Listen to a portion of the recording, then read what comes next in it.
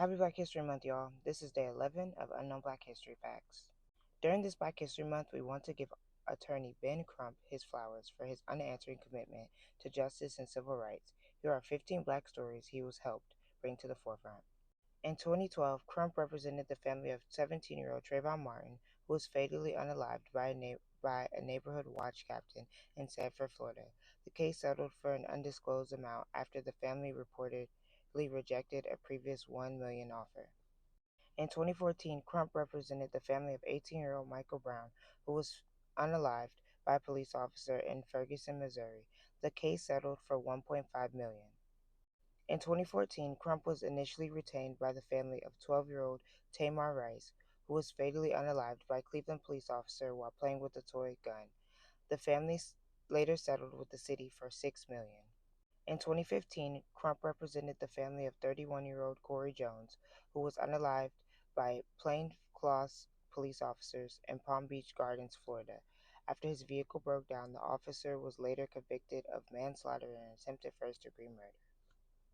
In 2016, Crump advocated for the family of 40-year-old Terrence Crutcher, who was unalived by a Tulsa, Oklahoma police officer after his vehicle stalled on the road.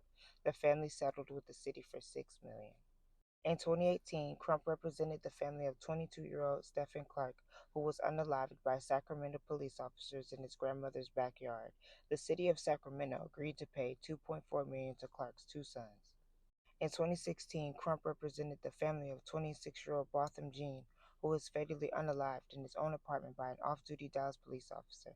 In 2024, the family received a $98.65 million jury verdict in a federal civil lawsuit against a former officer.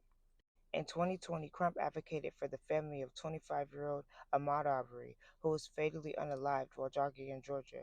The case brought national attention, leading to the arrest and conviction of the perpetrators. The family reached a $1 million settlement with the local government.